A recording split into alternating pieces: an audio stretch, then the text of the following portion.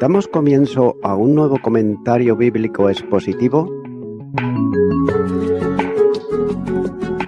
Servidores de Dios. Quien te habla es Manuel Cornejo.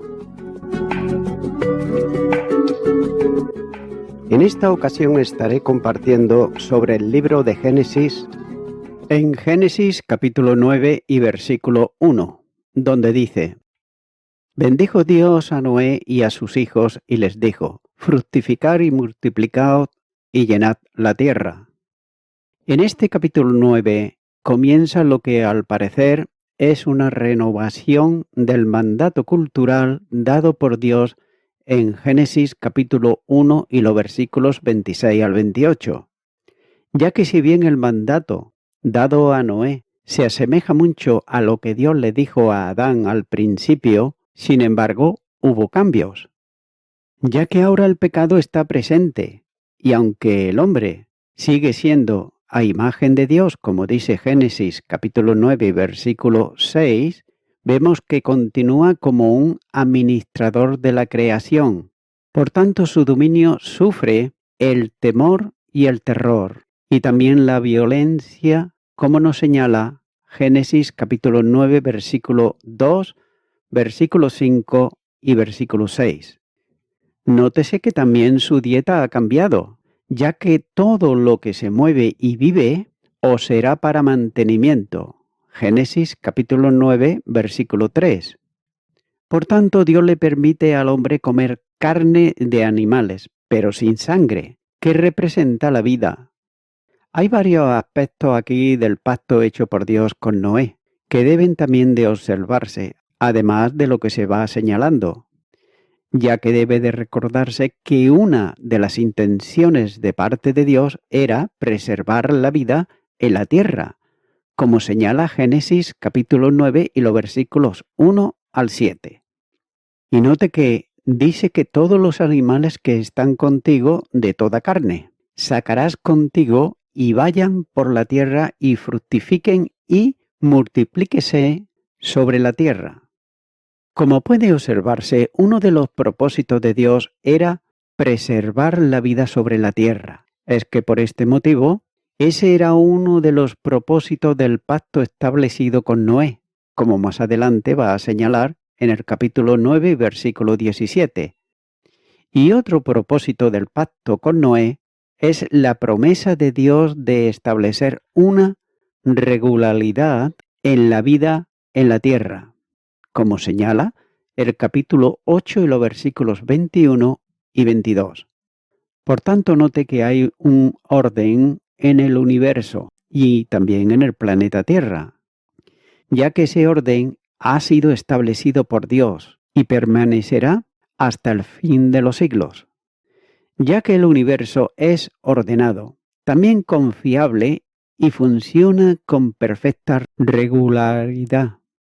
Y eso permite que la comunidad científica pueda enviar naves espaciales y saber con relativa exactitud cuándo y dónde ha de llegar.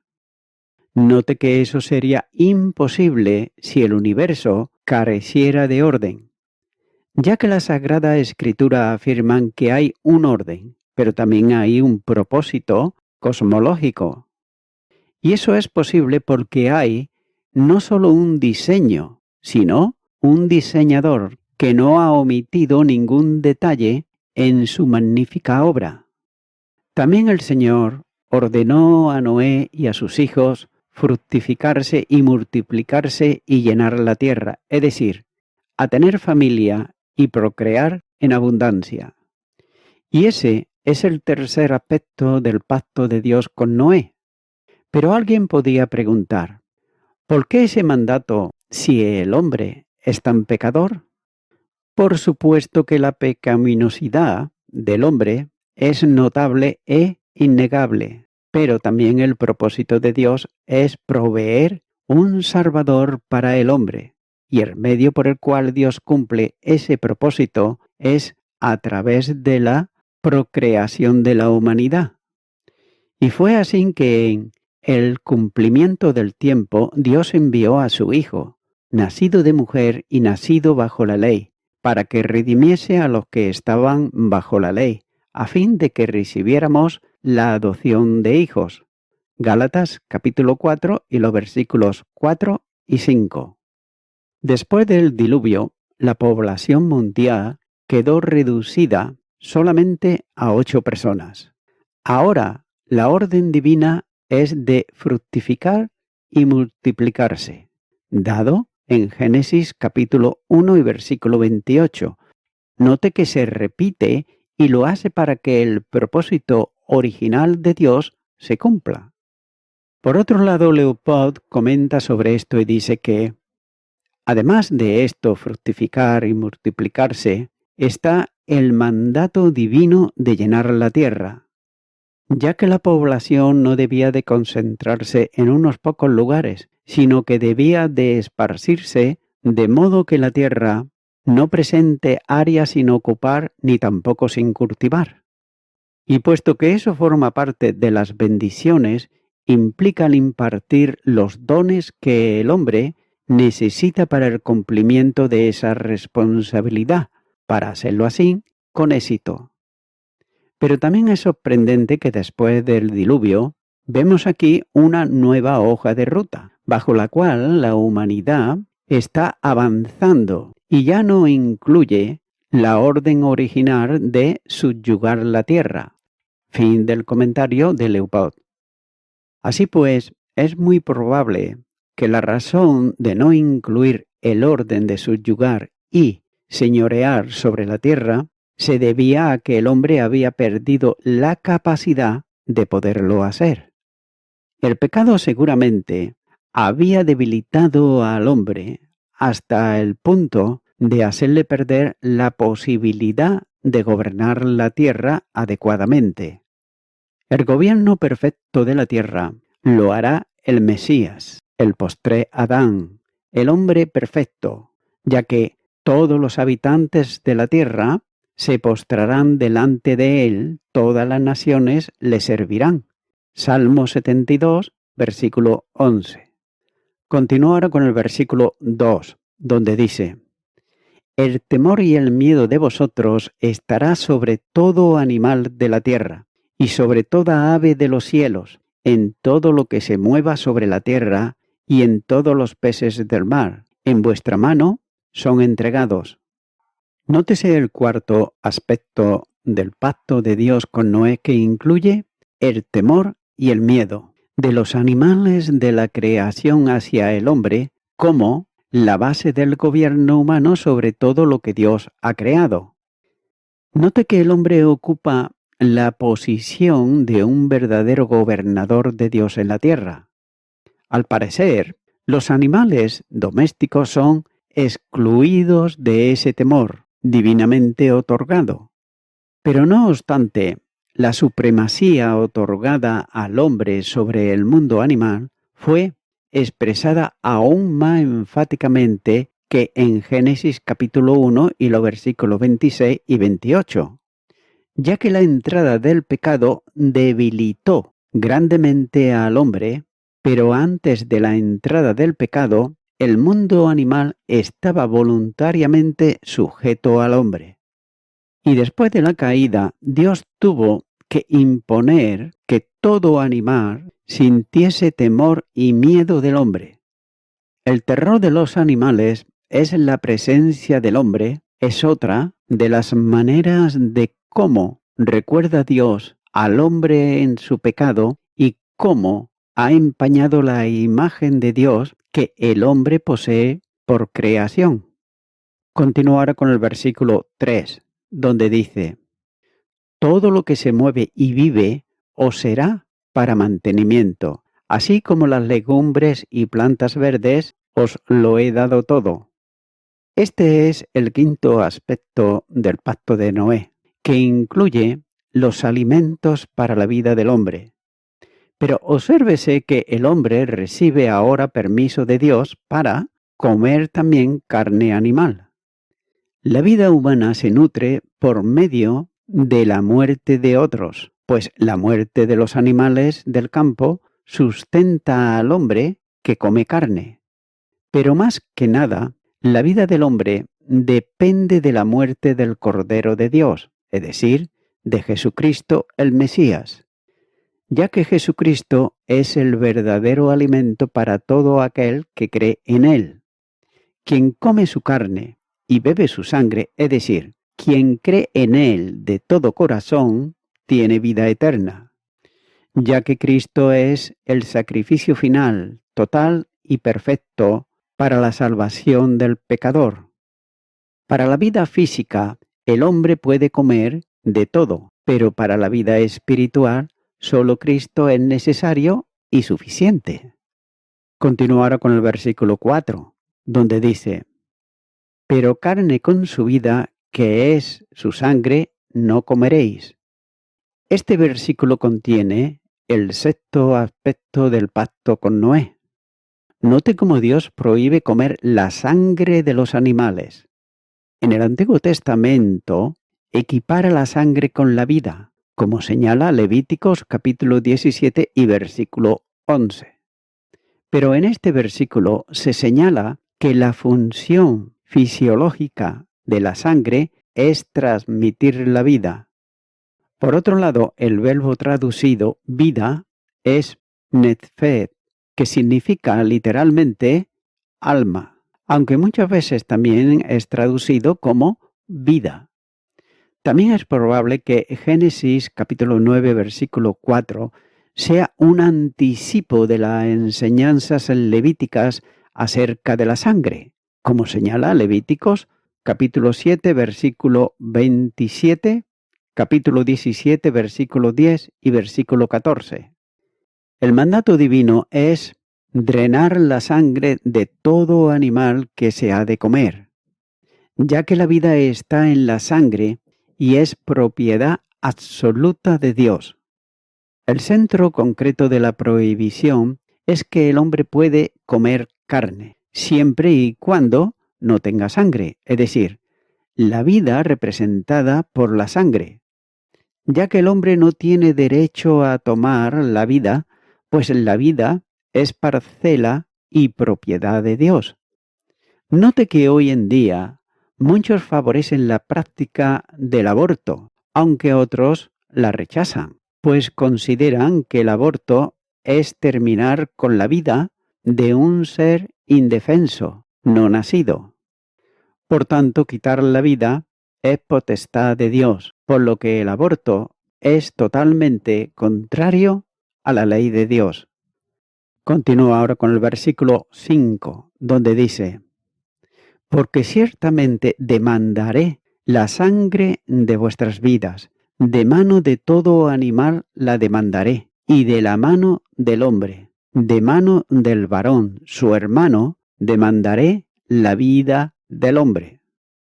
Note esto, y es que este versículo 5 continúa con la idea del versículo 4, mediante la repetición de ciertos vocablos y la aplicación de la prohibición recientemente impartida.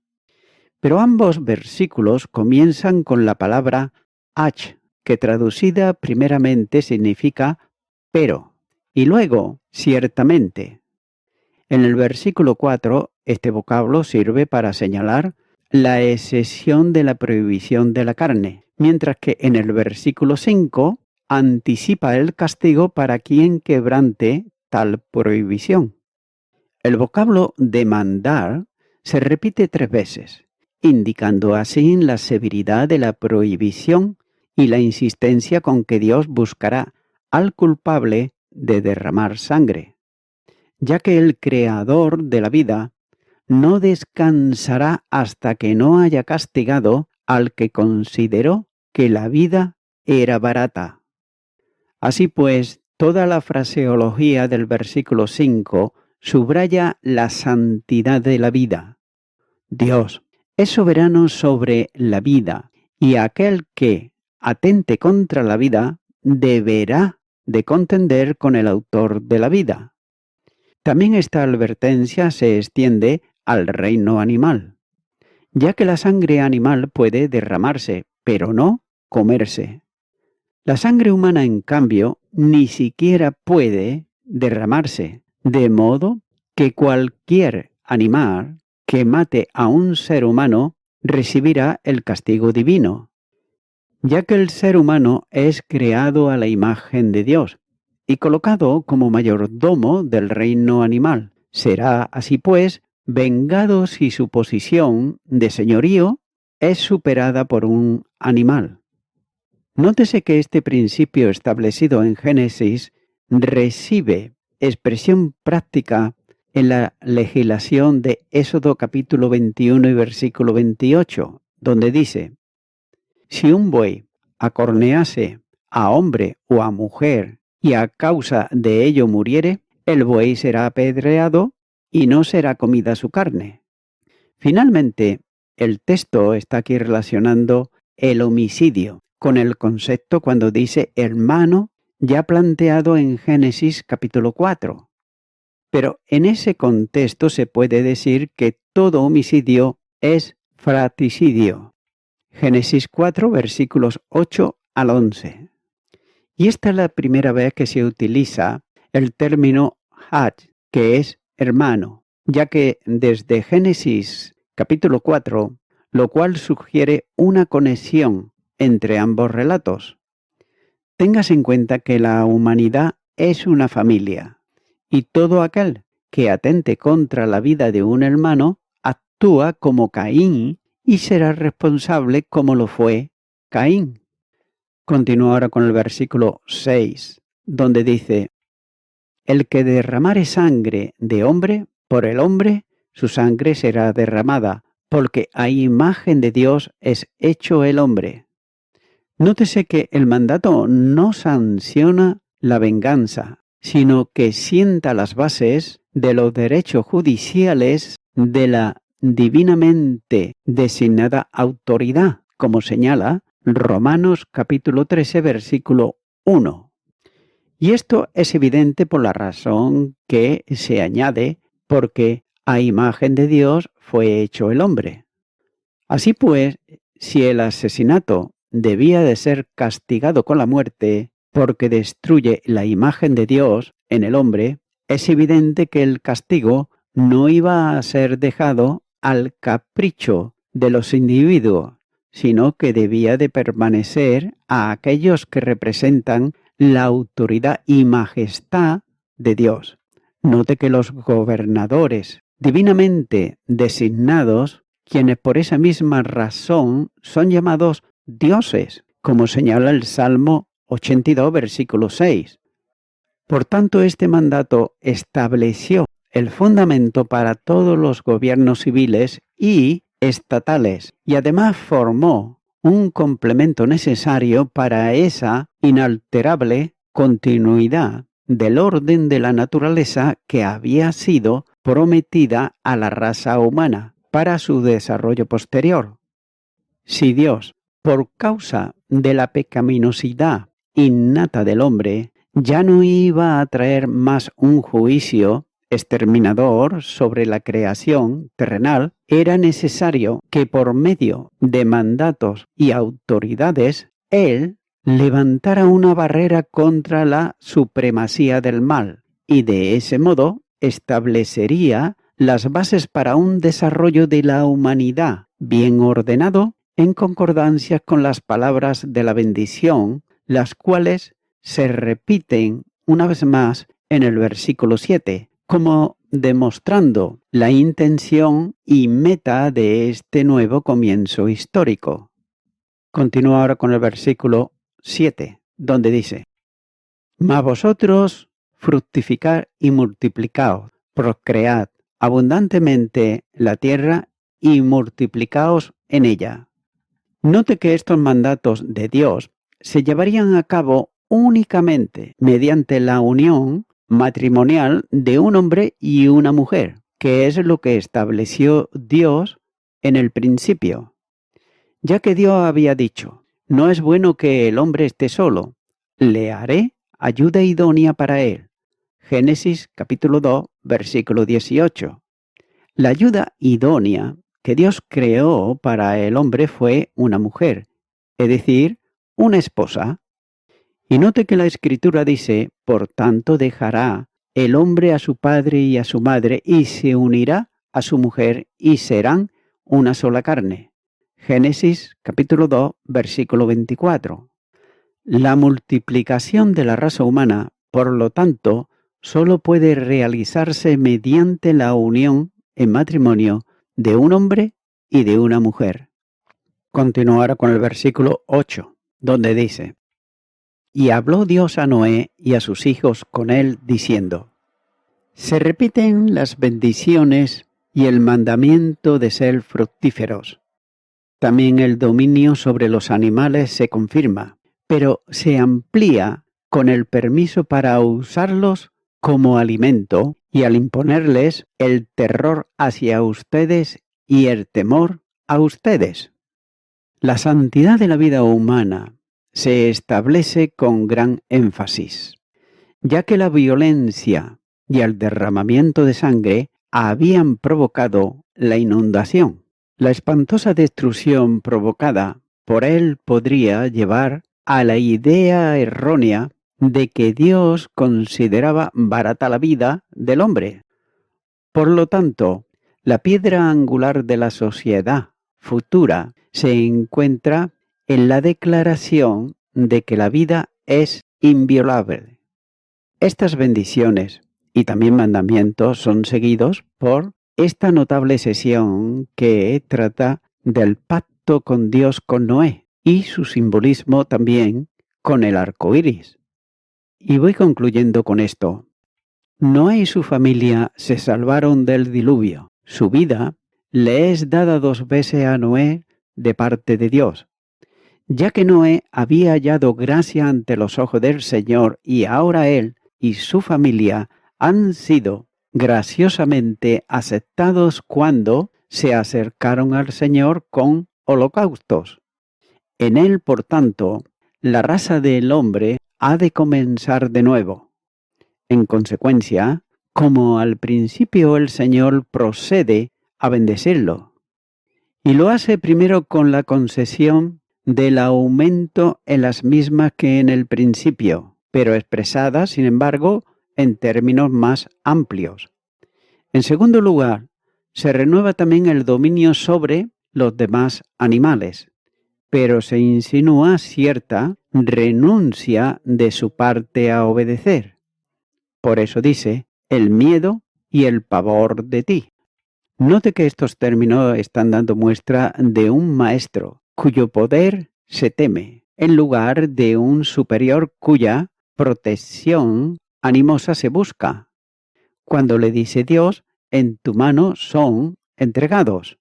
Se está poniendo aquí enteramente a disposición del hombre.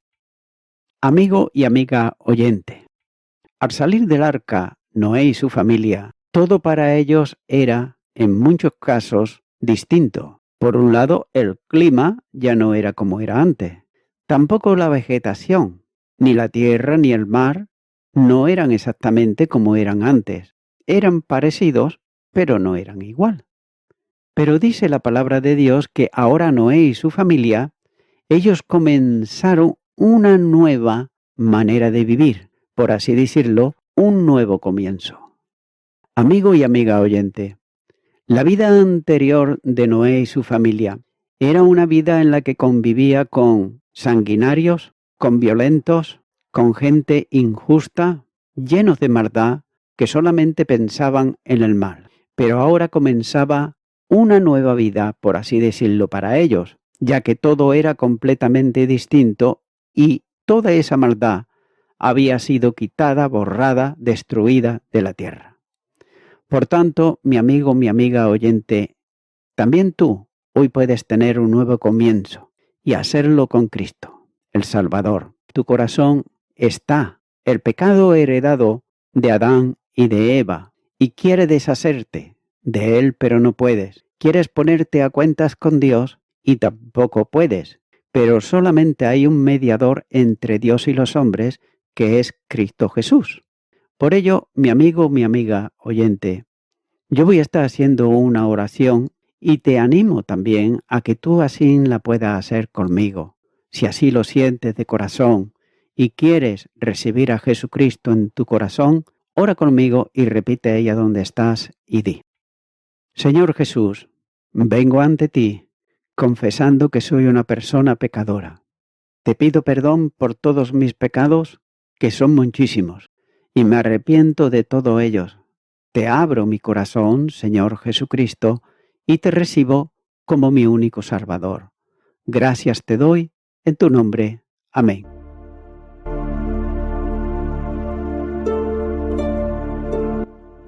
Amigo y amiga oyente, si tú has hecho esta oración de corazón, te recomiendo que comiences a orar a Dios, en primer lugar, en el nombre del Señor Jesucristo. Orar a Dios no es rezar, sino que es hablar con una persona. También te recomiendo que leas la palabra de Dios y lo hagas a diario. Comienza, por ejemplo, con el Nuevo Testamento. Y también, por último, te recomiendo que para que puedas crecer espiritualmente, te congregues en una iglesia cristiano-evangélica, donde se predique, se enseñe y se practique la sana doctrina y la palabra de Dios. Congrégate ahí y con el tiempo podrás crecer espiritualmente y también servir al Señor Jesucristo. Que Dios te bendiga. Y a toda la audiencia, nuevamente ya me estoy despidiendo de todos ustedes y será hasta el próximo programa. Que Dios os bendiga a todos.